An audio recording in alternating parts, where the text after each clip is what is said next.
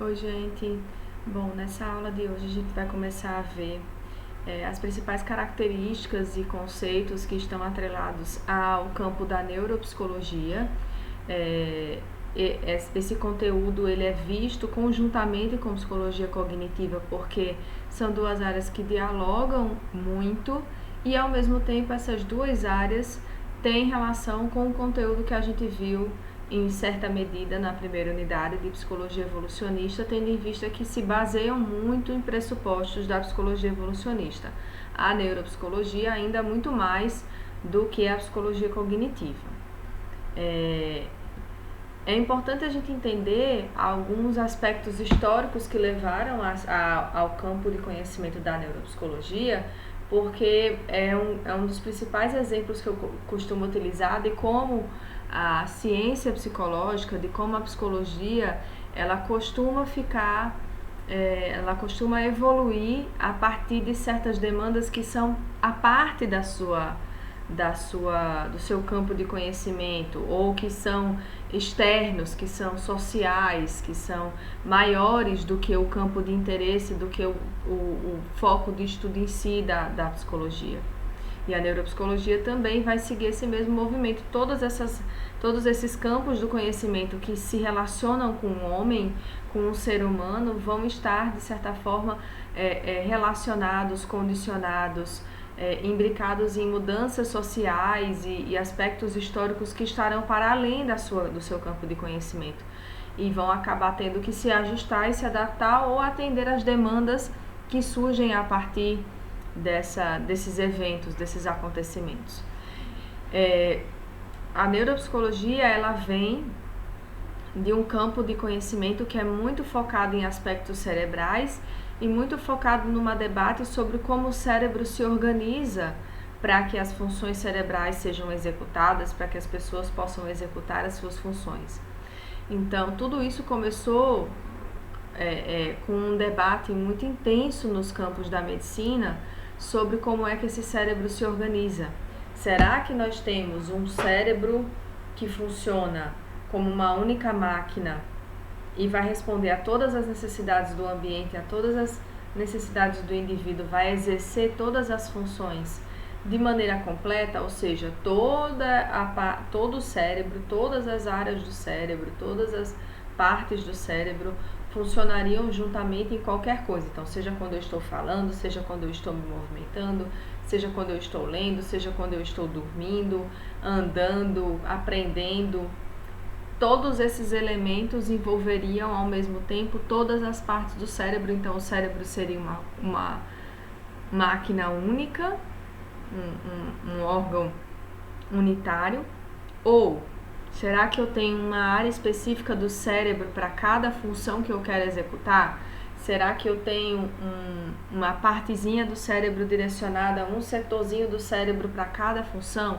Então, se eu falo é uma área, se eu ando é outra área, se eu durmo é outra área, se eu como é outra área e por aí vai? Então, essa é a grande questão do debate em volta das funções cerebrais a partir do momento que se começou a identificar que haviam que o cérebro estava relacionado a esses comportamentos. E aí a gente também tem o estudo entre da relação entre os distúrbios de fala e lesões cerebrais, mais especificamente no tratamento da afasia. A afasia, ela é uma condição neurolinguística que acomete pessoas, seja de nascença, por lesões cerebrais já, distúrbios já inatos de nascença, seja lesões cerebrais que acontecem posteriormente, como por exemplo nos casos de AVC e tudo mais. E essa condição ela leva a um descompasso na linguagem, ou seja, existem duas condições de afasia. Em uma delas, o indivíduo ele pensa corretamente sobre a linguagem, ele entende o que as pessoas falam e ele tenta falar internamente, a nível cerebral, a nível de organização de linguagem, há uma organização correta da linguagem, mas há um problema na passagem para a execução da comunicação, ou seja, há um problema no envio para os músculos da boca, da face, que fazem com que o indivíduo não consiga falar as palavras corretamente. E uma outra condição de afasia é aquela onde o indivíduo fala as palavras corretamente, porém ele falha na compreensão do contexto, da contextualização, da adequação. Então, às vezes ele fala frases sem sentido, ou ele utiliza palavras inadequadas no meio da frase, porém tanto a parte motora da execução das palavras como a compreensão da linguagem que ela recebe também continuam conservadas. Então, esses seriam os primeiros aspectos históricos a respeito do debate sobre as questões cerebrais. Especificamente com relação à neuropsicologia, a gente vai ver ainda que tem um outro grande marco para o surgimento dos estudos da neuropsicologia. Então, como eu disse, a afasia é uma disfunção de linguagem que pode envolver deficiência na compreensão ou na expressão de linguagem de palavras ou equivalentes não verbais de palavras. E essa afasia ela vai resultar numa disfunção dos centros verbais do córtex cerebral e dos núcleos de base. Então, o resultado dos estudos sobre a afasia levou à conclusão de que existem essas áreas, centros verbais, no córtex cerebral e nos núcleos de base do cérebro, que são responsáveis pela execução da linguagem. E é quando há lesão nessas áreas que vai haver algum problema na afasia. Inclusive foram identificadas 2 áreas específicas, direcionadas especificamente para essa questão da linguagem. Os resultados do estudo sobre a afasia, eles são importantes porque eles vão meio que marcar esse debate sobre a localização das funções cerebrais. Então, o Pierre Broca é um dos nomes, assim, chave em relação a esse debate. Ele vai aparecer em muitos manuais de neuropsicologia, porque foi o Pierre Broca o primeiro a encontrar uma área específica do cérebro direcionada a uma função específica. Então, o Pierre Broca, ele rompe com a ideia vigente até então de que o cérebro funcionava o tempo inteiro para todas as funções de maneira completa, de maneira única. Então, de que todo o cérebro atuava em todas as funções. Então, o Pierre Broca ele vai quebrar com essa visão que era predominante para mostrar que existem áreas cerebrais, sim, direcionadas para determinadas funções. Então, no debate sobre a função do cérebro, nós tínhamos os localizacionistas, que defendiam as partes específicas do cérebro, e os unitaristas, que defendiam que o cérebro todo atuava em todas as funções, que foi o que predominou na primeira fase da neuropsicologia, até surgirem esses estudos sobre áreas específicas do cérebro para determinadas condições, como a afasia. Então, Pierre Broca, ele identificou essa relação entre o lobo frontal esquerdo e a linguagem. Então, ele localiza dentro do cérebro que área é direcionada para isso. Então, apenas quando há lesões nessa área, nós teremos prejuízo da linguagem. E aí, ele identifica uma área específica do cérebro que, a partir de estudos de autópsias, enfim, naquela época ainda não existia exames de imagem, mas a partir desses estudos pós-mortem, ele identificou que todas as pessoas que apresentavam a afasia, elas apresentavam lesão numa área específica do cérebro e não em outras. E essa área foi denominada de área de Broca, em homenagem ao seu descobridor. Então, ele realizou esse estudo a partir de avaliações clínicas e anatômicas, a partir de autópsias, e é considerado o marco inicial da neuropsicologia, embora a gente tenha uma primeira fase unitarista, mas é o marco inicial da psicologia como a gente a concebe hoje, identificando essas áreas específicas e especialmente tentando pensar, agora que a gente já tem toda uma tecnologia e todo um campo de saber, em reabilitação. O Carl Wernicke, ele é, digamos assim, um segundo grande nome ainda dentro dos estudos da afasia, porque, assim como o Pierre Broca, ele tem essa visão localizacionista do cérebro, e ele identificou uma outra área do cérebro, que foi denominada de área de Wernicke, que é para diferenciar os tipos de afasia. Então, ele vai identificar uma lesão entre uma lesão no primeiro giro temporal esquerdo e a afasia sensorial. Então, ele vai diferenciar os dois tipos de afasia. Então, existe a afasia motora, que foi a condição identificada pelo Pierre Broca, e a afasia sensorial, que foi identificada pelo Carl Wernicke. E elas têm em comum o fato de terem áreas muito específicas no cérebro direcionadas para suas funções e que, consequentemente, quando lesionadas, estão relacionadas a essa condição.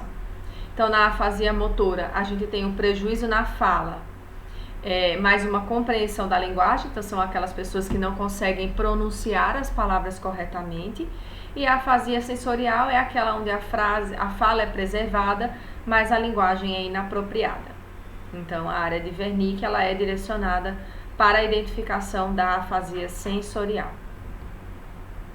Aí a gente tem um avanço do localizacionismo e aí começa a aparecer toda uma compreensão dos estudos e de setorização do cérebro que é muito semelhante ao que a gente vê hoje quando a gente estuda anatomia do cérebro, tá? Eu vou mandar para vocês o link de um vídeo ou vou mandar no Siga o Vídeo a respeito dos setores do cérebro só para vocês relembrarem, porque na verdade vocês estudaram isso em anatomia e em outras disciplinas também vocês devem ter visto isso com mais ênfase e a gente não vai se deter a essas áreas do cérebro aqui, porque a compreensão da neuropsicologia ela vai para além dessas áreas específicas. Então é mais no sentido de vocês entenderem essa visão localizacionista. Então a gente vai ter córtex pré-frontal, amígdala, hipocampo, lobo esquerdo, lobo direito e vai ter determinadas funções, características que serão direcionadas para essas partes do cérebro.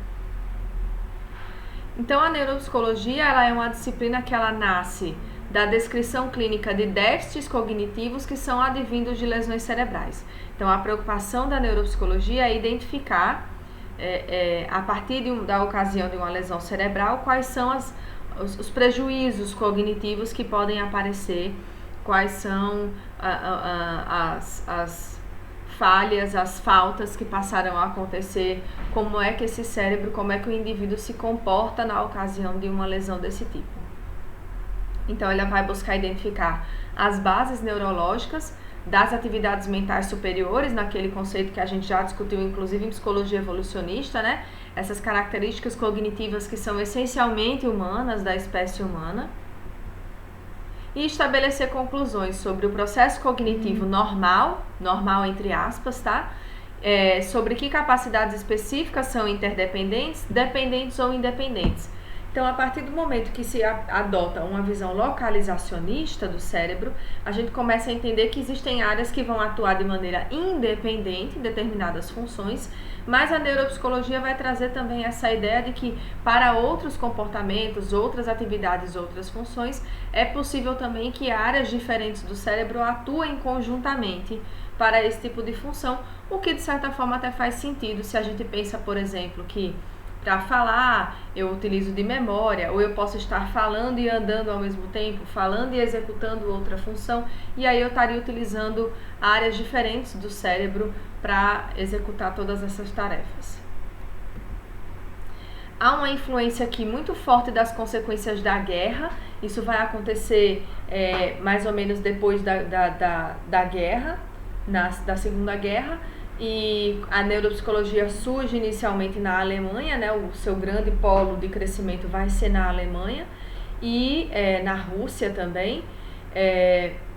E aí a gente vai ter a partir das consequências da guerra no seguinte sentido. A partir do momento que os soldados passavam a voltar da guerra, voltavam muitas vezes lesionados, com prejuízos, atingidos por bombas, tiros e tudo mais, e aí começou-se a perceber que determinadas lesões coincidiam, entre aspas, com determinados sintomas. Então, sempre que o soldado lesionava tal parte da cabeça, ele apresentava determinados sintomas. E assim sucessivamente. E aí, a partir de compreender isso, é possível compreender também como tratar esse tipo de problema. Então, a partir dos déficits cognitivos apresentados por soldados lesionados, passou-se a entender uma regularidade e uma organização nas habilidades e nos processos cognitivos. Então, vejam como algo que é totalmente externo ao campo de conhecimento, né? Algo totalmente incontrolável, inclusive, passa a repercutir e a mudar a perspectiva do campo de conhecimento. Então, a partir desse conhecimento, dessa compreensão dos estudos que foram feitos a partir disso, entendeu-se que, na verdade, ao invés de a gente ter uma concepção unitarista, nós deveríamos ter uma concepção localizacionista do cérebro. Um dos principais conceitos que vai aparecer com a neuropsicologia e que vai revolucionar esse campo de conhecimento e que vai torná-lo tão importante para a psicologia, por exemplo, é o conceito de plasticidade, né? Aqui eu estou chamando de plasticidade neural, tem outros lugares que chamam de plasticidade cerebral, mas o conceito de plasticidade, ele é o principal conceito, o principal avanço, digamos assim, a principal contribuição da neuropsicologia que quebra o paradigma, inclusive fatalista, digamos assim, de um diagnóstico de lesão cerebral. Então, a plasticidade, ela é uma compreensão de que o cérebro ele tem condições de se reorganizar, tá? Até mesmo de se recompor, de desenvolver novas sinapses, de surgirem novas funções em áreas que não eram direcionadas para aquela função. Então, o conceito de plasticidade ele é muito importante. Quando vocês assistiram o episódio sobre amor, lá na primeira unidade do Netflix, sobre os bebês, ele já fala um pouco sobre plasticidade cerebral, tá? Então, nessa disciplina, nessa unidade, vocês vão assistir também outros episódios que vão levar também a essa compreensão da plasticidade cerebral. A plasticidade cerebral ela está presente na capacidade de se recompor, de se adaptar, de se refazer do cérebro e do indivíduo. Então, é a plasticidade cerebral que permite que o indivíduo tenha essa capacidade de recuperação, de reorganização, de adaptação. Então, surge de uma visão de que o cérebro não é um sistema fechado, nem isolado do meio em que o indivíduo está inserido. Então, o cérebro não é algo que se desenvolve essencialmente de maneira inata, que não depende das funções, das características do meio. Ao contrário, o cérebro é um órgão que nasce com determinadas funções, mas que ele tem a capacidade de aprender do início ao fim da vida do ser humano. Então, o tempo inteiro o cérebro está disposto, digamos assim, a se refazer, a se reorganizar em estruturas cada vez mais complexas e em estruturas adaptadas. Aí a gente tem, de novo, a noção que vem já da psicologia evolucionista, que é o conceito de adaptação. Se a gente lembra lá na psicologia evolucionista que todas as características, os módulos, as estruturas cognitivas, as programações que nós herdamos da espécie, elas têm a função de promover a adaptação da espécie, promover a sobrevivência. Então, essa concepção vem para a neuropsicologia no sentido de que o cérebro ele tem essa função. E para executar adequadamente essa função, ele precisa ser plástico, ele precisa ter uma plasticidade, ele precisa ser um pouco flexível a partir das demandas do meio. Então, é a partir dessa concepção de plasticidade que a gente permite a ideia de reabilitação. Se o cérebro não fosse plástico, se o cérebro fosse um sistema fechado e isolado do meio, a partir do momento que o indivíduo nascia com uma condição cerebral ou desenvolvia ou sofria alguma lesão cerebral em determinado momento da vida dele, ele estaria fadado àquela condição e não teria como reverter nem como melhorar a sua condição de vida. E hoje a gente sabe que as coisas não acontecem dessa forma. Hoje a gente sabe que é possível, há possibilidade de vários tipos de reabilitação, de adaptação e de ajustes que o cérebro pode fazer com a estimulação correta, com o tratamento correto, para que esse indivíduo consiga se desenvolver e se adaptar, apesar da sua condição cerebral inata ou adquirida ao longo do tempo. Então, é uma ideia de que é preciso compreender e se adaptar ao meio e que o cérebro vai atender a essa função. O cérebro vai ter a função de permitir que o indivíduo entenda o meio em que ele está inserido e interaja com esse meio de maneira satisfatória. Então, a plasticidade ela vai ser um fenômeno neurobiológico que permite que o cérebro gere novos tecidos, possibilitando a reabilitação neurológica e também a reorganização cerebral. Eu vou mandar para vocês o link de um vídeo de uma página chamada, não vou me lembrar agora, mas eu vou te mandar de vários vídeos. Um é a Neurosaber, mas se eu não me engano a página da Neurosaber, eu vou mandar um link sobre funções executivas. Lá também tem falando de plasticidade cerebral, mas eu acho que eu vou mandar de outra página uma explicaçãozinha sobre o que é a plasticidade cerebral, qual é a importância da plasticidade cerebral. Isso é algo, inclusive, que vocês já estudaram, provavelmente na aula de anatomia. Não sei se vocês pagam neuroanatomia, mas a ideia de sinapses, por exemplo, aquilo que a gente já viu, inclusive acho que no episódio, não sei se foi no episódio que vocês assistiram, mas tem um episódio naquela série Bebês em Foco, o primeiro episódio, se eu não me engano, que é sobre, acho que o título é O que os Bebês Sabem. Eu acho que eu até indiquei para vocês como um conteúdo complementar. Nesse episódio tem um neurocientista que vai mostrar como avança a habilidade de reconhecer expressões faciais em bebês, e ao mesmo tempo ele vai explicar que acontece um processo que é chamado de poda neural, ou seja, a partir do momento que a criança vai interagindo com seres humanos, ela perde a habilidade de diferenciar expressões faciais de outros animais para especificar a sua habilidade direcionada especialmente para a espécie humana. Então acontece também uma poda neural. Tudo isso está envolvido no conceito de plasticidade cerebral.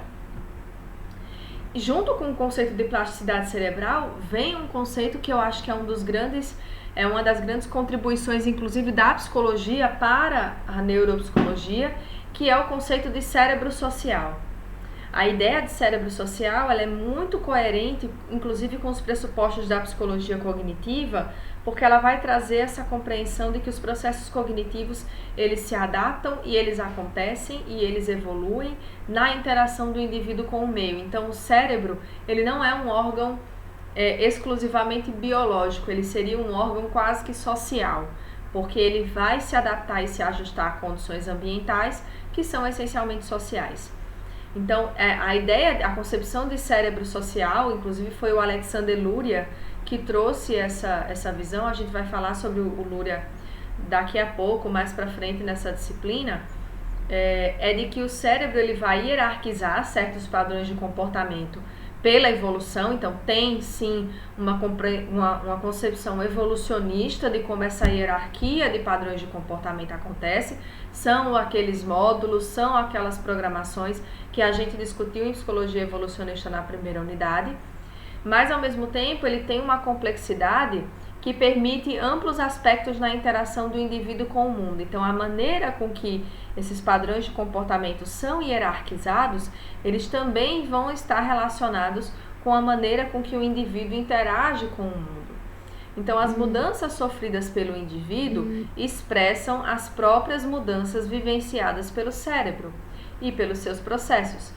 E por isso a gente pode até dizer que esse conceito está relacionado àquela área da cognição social que a gente estudou em psicologia cognitiva, como por exemplo a teoria da mente, que apareceu lá em psicologia evolucionista, e aí vai ser utilizada na psicologia cognitiva e que pode ser um exemplo de como o cérebro se organiza socialmente, como o cérebro vai interpretar as informações do meio a partir das características desse meio. Então, a ideia de cérebro social é de que, apesar de haver toda uma hierarquia e toda uma programação biológica e todo um funcionamento, sim, interno, biológico, orgânico, a maneira com que isso pode se organizar, com que isso vai se organizar, vai ter a ver com as características do meio. Então, a estimulação de determinadas áreas cerebrais, por exemplo, nesse episódio da série, nesse episódio Amor, que vocês assistiram na primeira unidade, ele vai mostrar, inclusive, como determinadas áreas do cérebro são estimuladas de maneira diferente com a ocorrência da paternidade ou da maternidade. Inclusive, quebrando muito aquele paradigma de que existe um instinto materno e de que apenas as mães teriam essa programação biológica alterada para quando tivessem um filho, e mostra inclusive que os pais também sofrem alterações na sua orgânicas, áreas do cérebro que são mais estimuladas em pessoas que têm filhos do que não têm, independente de serem filhos biológicos ou não. Então isso traz uma visão muito interessante de como essa programação, que embora seja biológica, embora seja orgânica, embora venha dos nossos antepassados, ela depende de uma informação que é externa, ela depende de uma informação que vai levar a uma estimulação do cérebro, muito por conta também da interpretação com que isso acontece. E isso vai ter a ver, inclusive, com o que a gente já discutiu em uma aula sobre os transtornos também psíquicos, transtornos de ansiedade, transtornos de personalidade, como é que determinados módulos que não deveriam ser ativados em determinadas situações são ativados, às vezes até excessivamente, e que tudo depende da interpretação do indivíduo sobre aquela situação. Eu vou mandar para vocês, um dos vídeos que vocês vão assistir nessa unidade é um episódio sobre transtorno de ansiedade, que tem muito a ver, não sei se eu vou mandar para vocês assistirem ou se eu vou apenas indicar, mas vale muito a pena, é da série Explicando a Mente, não é a mesma série daquele Explicando Inteligência Animal, é um específico sobre processos cognitivos, que vai falar sobre transtorno de ansiedade. Eu acho que eu nem vou colocar como algo obrigatório, porque a gente já discutiu bastante transtorno de ansiedade no conteúdo de psicologia evolucionista, mas quem ainda não assistiu esse episódio, se tiver tempo e interesse, vale a pena assistir, especialmente o grupo que vai falar sobre transtorno de ansiedade. Vale a pena assistir, porque eles vão mostrar uma explicação que tem muito a ver tanto com a psicologia cognitiva, como com a psicologia evolucionista. Como é que isso se interage para explicar o transtorno de ansiedade, inclusive a partir dos tratamentos. Então, se a gente não tivesse essa visão, inclusive da plasticidade, nós não teríamos tantos medicamentos para tratar esses problemas. Porque o que o medicamento faz, de uma maneira muito simplista, obviamente, é tentar trazer um reequilíbrio para o organismo que ele não está conseguindo fazer automaticamente, mas que é possível de ser feito. Então, se você estimula, por exemplo, a produção de determinados neurotransmissores, você pode combater os sintomas de depressão, você pode combater os sintomas de ansiedade. Isso mostra que o cérebro ele vai se reorganizando e ele vai interagindo com relação a isso. A terapia, por sua vez, vai ajudar o indivíduo a ressignificar essas características do seu ambiente, a reinterpretar essas informações, de modo que essas áreas do cérebro que são superativadas indevidamente não sejam mais ativadas. Então vejam como há, de fato, um diálogo muito importante e muito interessante entre esses campos do conhecimento, tá? Então, como eu disse, o Alexander Luria, ele é considerado o pai, ou talvez um dos pais, da neuropsicologia moderna. Ele e o Vygotsky têm um papel muito importante nos estudos sobre a neuropsicologia, embora o Vygotsky tenha ficado muito conhecido por conta dos seus estudos sobre aprendizagem e tudo mais, mas o foco do Vygotsky sobre a linguagem tem uma pegada neuropsicológica muito grande, e eles trabalharam juntos no laboratório de neuropsicologia para poder entender esses processos, o desenvolvimento dessas características. E é o Luria que traz essa visão do cérebro como um órgão social. Então, ele traz uma dialética para o debate entre o unitarismo e o localizacionismo. Eu já usei muitas vezes esse conceito de dialética aqui, sempre trazendo aquela ideia de que não é numa perspectiva política que eu falo de dialética, mas numa perspectiva de tentar integrar, numa perspectiva paradigmática, numa perspectiva epistemológica, de tentar integrar determinados conhecimentos que eram vistos como polares, como opostos. Então ele vai trazer essa dialética a partir de uma metáfora extremamente interessante do cérebro funcionando como uma orquestra. Então, se a gente pensa numa orquestra, a orquestra ela é composta por diversos músicos que têm sua função específica, então cada um toca o seu determinado instrumento. No entanto, uma orquestra só vai funcionar em sua plenitude, em suas amplas capacidades, da sua maneira mais eficiente possível, se todos esses músicos estiverem alinhados, se todos esses músicos executarem a sua função adequadamente. Então, o pleno desenvolvimento dessa atividade vai depender da sincronização e do funcionamento ideal de cada músico. Entretanto, se um músico, apenas um ou alguns, faltam ou cometem algum deslize, a orquestra consegue continuar funcionando em determinada medida. Talvez não seja o funcionamento perfeito e ideal que era antes, que existia antes, com todos os seus elementos, mas ela consegue continuar funcionando. Então é a ideia de que existem as partes específicas e existe o todo. Uma ideia que inclusive se assemelha muito com a ideia da Gestalt, né? O princípio da Gestalt. Então, o Luria, ele inova metodologicamente o estudo da neuropsicologia, porque ele se separa dessa ideia de tentar simplesmente localizar em que área do cérebro cada coisa acontece.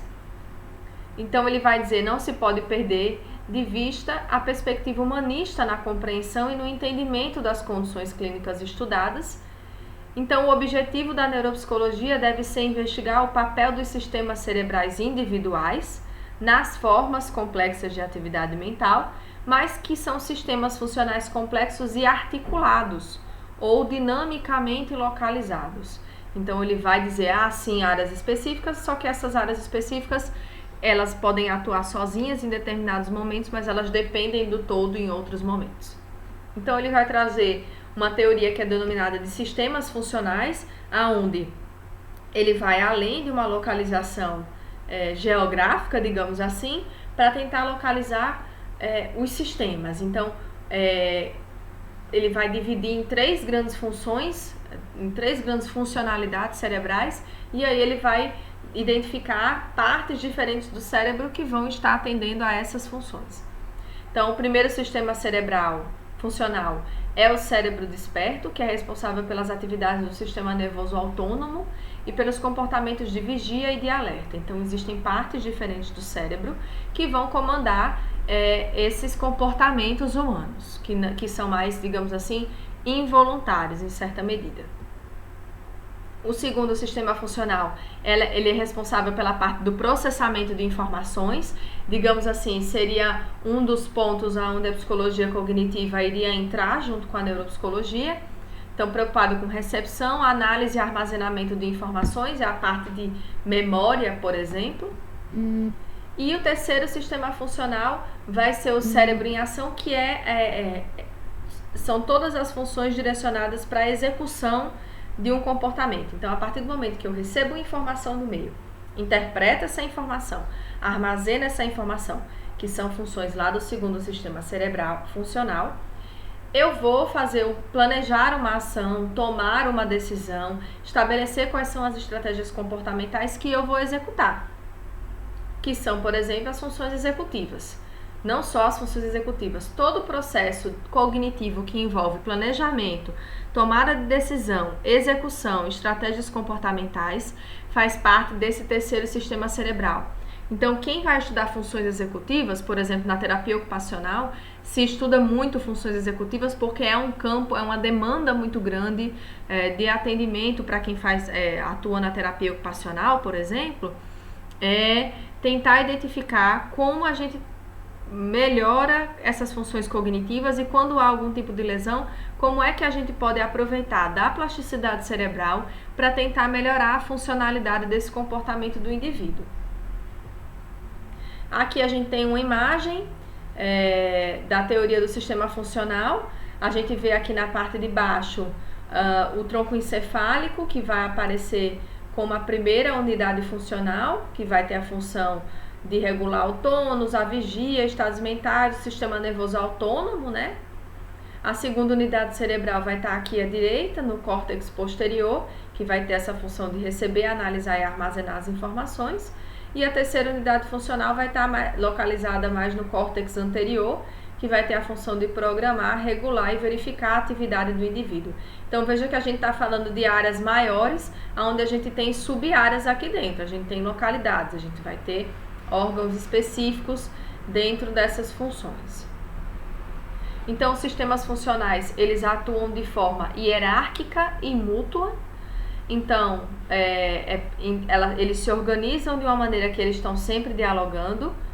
de modo que lesões em determinadas regiões cerebrais levariam a uma desorganização aguda dos sistemas.